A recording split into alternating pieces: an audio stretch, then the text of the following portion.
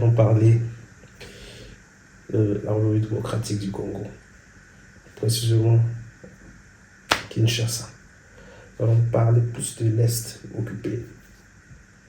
Mais avant tout, c'est quoi la RDC? La RDC Kinshasa, c'est un pays qui comprend près de 100 millions, pour ne pas dire plus de 100 millions d'habitants, avec une superficie de plus de 2 millions de kilomètres carrés et qui a en plus des ressources naturelles immenses. Ce pays, depuis la nuit des temps, a été surexploité par les colons, les Belges. Ce pays a été malmené et ce pays a connu des différents leaders politiques. Mais en particulier, un a marqué l'histoire de ce pays, Patrice Lumumba. Un leader charismatique, un homme de conviction, de volonté, qui avait voulu toujours le bien de cette nation, qui avait toujours pensé le Congo en grand. Oui. Hélas, cet homme a été lâché, il a été trahi, il a été assassiné par ces mêmes colons. C'était une bande organisée. Donc on parle de la CIA, les Américains, des Belges, des Français, et puis ses propres frères congolais. Est-ce mauvais de vouloir le bien de sa nation? Est-ce mauvais de vouloir le bien de tout un peuple? Est-ce mauvais de vouloir changer les choses en bien? Je pense que c'est la petite erreur qu'il a eu à faire. Et il a payé de son erreur. Si on peut la considérer comme une erreur. Il y avait cette fibre patriotique. Cette fibre car tous les grands leaders, ou tous les grands leaders d'Afrique, il avait cette fibre en lui. C'est ce genre de personne qui ne peut pas voir l'injustice se faire et puis se taire. L'injustice se fait et puis ne pas réagir. Ce sont ces gens de personnes qui trouvent le besoin de réagir, là où tout le monde trouve une raison de se taire, quand il y a une injustice. Et c'est cet homme qui a payé le prix.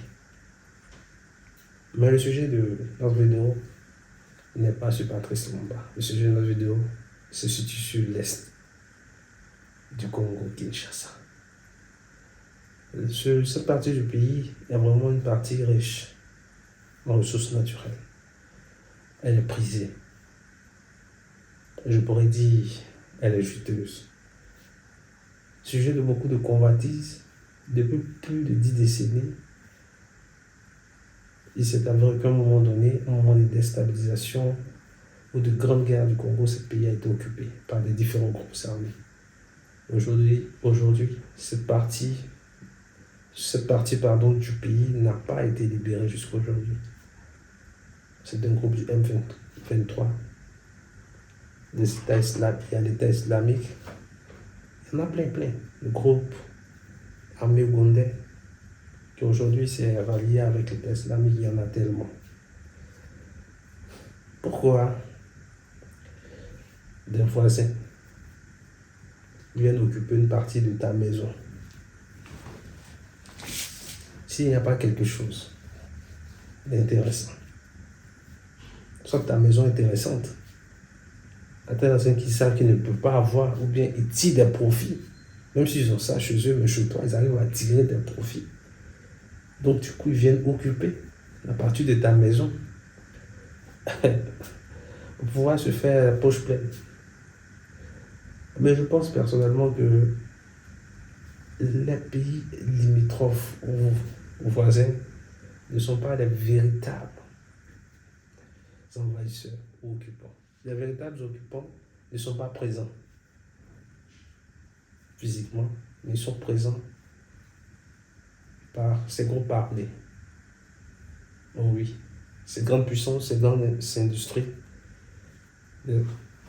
ces grandes industries occidentales sont représentées par ces groupes armés. Parce que l'exploitation des richesses naturelles de l'Est du pays, du Congo-Kinshasa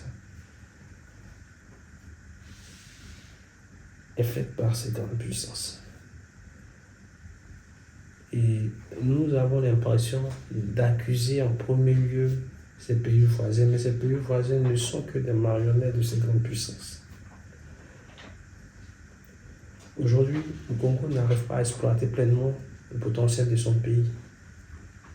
C'est-à-dire qu'il devait avoir 5 millions de personnes en plus qui devaient être embauchées. Ces 5 millions ne sont pas embauchés, les personnes ne sont pas embauchées parce qu'à l'est du pays qui est occupé, il y a des sociétés qui devaient être là-bas, qui devaient profiter à la population, qui ne sont pas. Il y a des besoins qui devaient être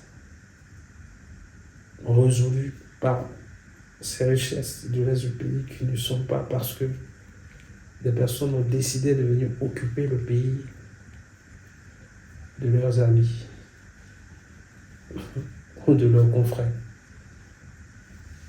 La véritable raison, on ne peut vous le dire.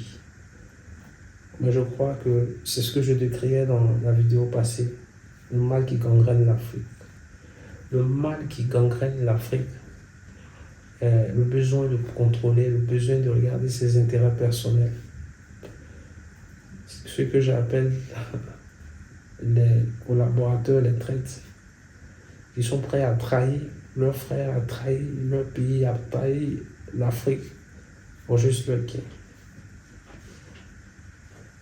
Aujourd'hui, le Congo croule devant toutes ces difficultés. Oui, le Congo est un pays, c'est difficile de le dire, mais qui traverse un type de pauvreté qui ne dit pas son nom. Le citoyen lambda moyen du Congo vit avec moins de 2 dollars. Est-ce que vous pouvez comprendre ça? C'est-à-dire que ce pays qui regorge en son sein toutes ses richesses naturelles, le colbate qui est présent aujourd'hui pour faire des batteries, que ce soit des batteries de voitures électriques, de téléphones et autres, dont le monde n'arrive pas à pouvoir vivre. Les habitants de ce pays n'arrivent pas. C'est l'un des premiers producteurs. Et pourquoi? Ce pays n'arrive pas à s'en sortir. C'est vrai, on peut accuser la gestion des différents présidents. C'est vrai, parce que lorsqu'on veut regarder, on peut dire que le mal vient d'abord de ces personnes. C'est vrai, c'est pas à renier, c'est pas à refuter. Je ne suis pas en train de dire que c'est à refuter, mais je dis que on pouvait mieux accuser ces personnes si on avait libéré ce côté du pays. On laissait le Congo totalement libre. Je pense que ça n'allait pas être un argument. Et ça allait permettre aussi aux Congolais de pouvoir s'en sortir. Mais aujourd'hui, cette partie du pays est occupée, ça fait des décennies. Pourquoi? C'est pas pour le simple pain de terre, c'est pas pour plaisir, c'est parce qu'il y a de l'argent, il y a de la richesse. Et cela a été ciblé par les Occidentaux. Mais je ne veux pas m'appesantir sur le cas des Occidentaux. Je veux m'appesantir sur le cas des Africains. Des Africains qui sont les valets, les sujets, les courroies de transmission des Occidentaux pour venir piller les richesses de leurs frères, juste pour des intérêts. C'est lutte politique que à qui on fait croire la pluie et le beau temps des pays voisins pour venir piller l'Est du Congo.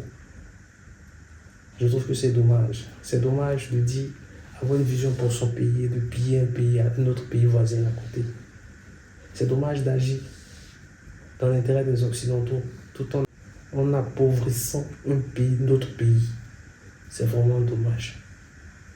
C'est vraiment dommage d'agir de cette manière. C'est vraiment dommage de poser ces actes. J'aurais à dire qu'il est impérieux, il est important, il est pressant pour les Africains d'ici et d'ailleurs de comprendre que l'Afrique ne pourra décoller tant que nous n'avons pas pris conscience. Laisse occupé par des groupes armés. Tu cherches ces groupes armés, la majorité viennent des autres pays. Mais qu'est-ce que vous cherchez dans un pays qui n'est pas votre pays? Pourquoi vous prenez des armes dans un pays qui ne vous appartient pas? C'est tellement compliqué. D'aucuns diront, mais pourquoi jusqu'à présent, ces pays, cette rébellion n'est pas chassée? Pourquoi cette rébellion? Mais c'est parce que cette rébellion a des armes nécessaires. Elle est véritablement financée par les Occidentaux et appuyée par nos frères, nos leaders, nos 10 leaders politiques des autres pays. Et du coup, le Congo ne se bat pas contre un groupe armé quelconque. Il se bat contre des nations sur une partie de son territoire. Et c'est pas évident. C'est triste de constater ce genre d'attitude, ces crises de voix. Mais je crois que le dernier mot reste entre les mains des Congolais. Cette liberté la liberté de cette partie de leur pays doit s'arracher. Elle ne sera pas donnée. Non, je pense même pas. C'est pour parler ces négociations, ils savent. Ça ne leur sera pas profitable dans la seule mesure où ces personnes qui essaient d'initier et qui sont derrière toute cette négociation sont ces personnes qui tirent leurs intérêts de l'occupation de l'Est du Congo. Et on est là en train de se faire du tort au quotidien africain, tout en essayant de même d'indexer les Européens. C'est vrai, ils ont leur part, les Occidentaux ont leur part de responsabilité. Mais rien ne peut se faire en Afrique s'il n'y a pas la caution ou l'intervention de notre Africain. Les Occidentaux n'interviennent pas comme ça à visage découvert. Rares sont les fois. Ils passent toujours par un cupide, par un assoiffé de pouvoir, par un vureux, pour pouvoir atteindre leurs objectifs. Et ils savent que certains Africains ont cette soif de pouvoir atteindre ce qu'ils sont prêts à vendre leur pays pour essayer après de diriger ce même pays qu'ils ont vendu. Et c'est dommage. Encore courage, RDC. Encore courage à ce pays. Mais comme il y a eu la réélection du président Félix, nous croyons qu'il y aura à mettre en place un ensemble de stratégies pour sortir le Congo de cette situation. Félicitations au président Félix pour sa réélection. Et je pense que, soyons optimistes, croyons que le Congo sortira, ou du moins l'Est du Congo sortira de tous ces revers, de tous ces remous. Parce qu'il y a une période où les M23 étaient chassés totalement du Congo, il ne resterait pratiquement plus rien. Mais après, ils ont refait surface puissamment. Mais d'après vous, quelles sont les solutions pour repousser totalement ces groupes armés? Quelles sont les solutions pour mettre fin à cette occupation de l'Est du Congo, cette partie aussi riche de l'Afrique? Mettez vos réponses dans les commentaires, vos avis. Le Congo a besoin d'être libéré ou pas? Le Congo a besoin d'être soutenu ou pas? Pourquoi ces personnes arrivent à poser ces actes? Ces Africains des pays voisins, ces leaders des pays voisins arrivent à poser ces actes à l'encontre de notre pays. Mettez toutes ces réponses en commentaire. Et puis n'oubliez pas le j'aime, le commentaire, le partage, puis l'abonnement pour faire grandir la famille. Merci.